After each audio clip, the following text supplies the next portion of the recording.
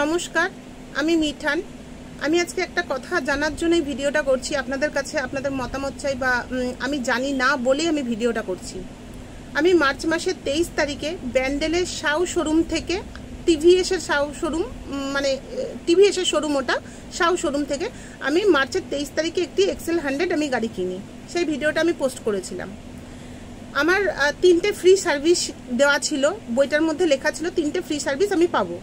প্রথম সার্ভিস ছিল আমার এপ্রিলের 23 তারিখে, যেহেতু মার্চের 23 তারিখে আমি গাড়িটা কিনেছি, তো আমি এপ্রিলের 21 তারিখে আমি সার্ভিসটা করতে যাই। দুদিন আগেই গেছি, কারণ ওরা বলেছে দুদিন আগে আসা যাবে, বাট ডেটটা ওভার হয়ে গেলে ওরা আর করবে না। এবার আমি তো তখন কিছু বুঝি না, প্রথম গাড়ি কিনেছি, প্রথম গাড়ি চালাচ্ছি। তো আমি যখন যেদিনকে আমি এপ্রিলের 21 তারিখে আমি সার্ভিসিংটা করতে যাই, সেদিন ওরা মোবিলের দরুন আমার কাছ থেকে 429 টাকা নেয়। আর চেন টানা বা একটা কিছু করেছিল, বলেছিল আমাকে চেন টানতে হবে, এরকম একটা কিছু, যার জন্য 200 টাকা নিয়েছিল। মোট 629 টাকা নিয়েছিল। তাহলে ফ্রি সার্ভিসিং কোথায় হলো? কিন্তু আমি কিছু বলিনি, আমি ভাবলাম হয়তো দিতে হয় এটা।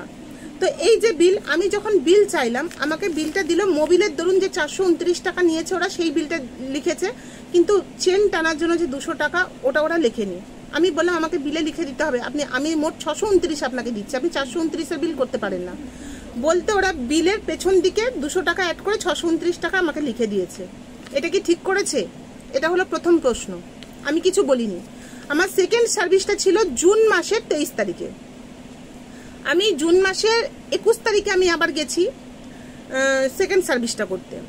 তো সেদিনকে আমি বলেছি। আর হ্যাঁ, আর একটা কথা, প্রথম সার্ভিসিংটা করার সময় আমার 1 মাসে মাত্র 313 বা 300 এরকম একটা কিছু মাইলেজ আমার পুড়েছিল, 300 সামথিং, আমার ঠিক মনে পড়ছে না।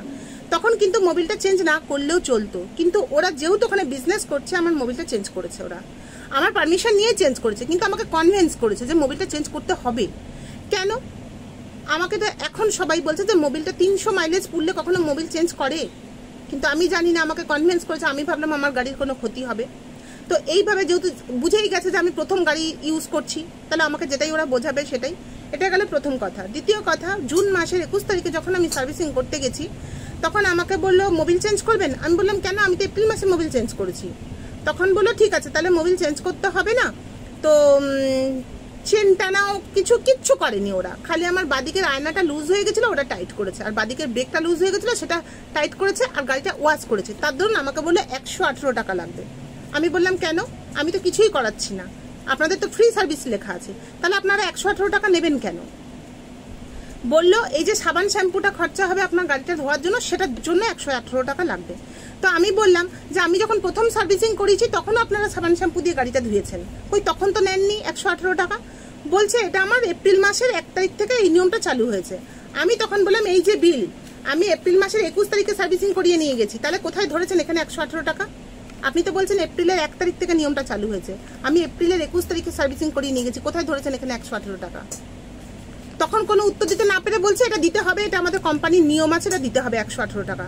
আমি বলি আমি যদি বাইরে কোনো গ্যারেজে গাড়ি ওয়াশ করাই, আমার নেবে 50 টাকা, আর ওই আয়না টাইট, ব্রেক টাইট এইসব করার জন্য নেবে 20 টাকা, 70 টাকায় কাজ মিটে যাবে। তাহলে আমি শোরুমে 118 টাকা কেন দেবো? তারপর যখনই যাবো তখনই ওদের বকশিস। আমার 150 টাকা খরচা হয়েছে।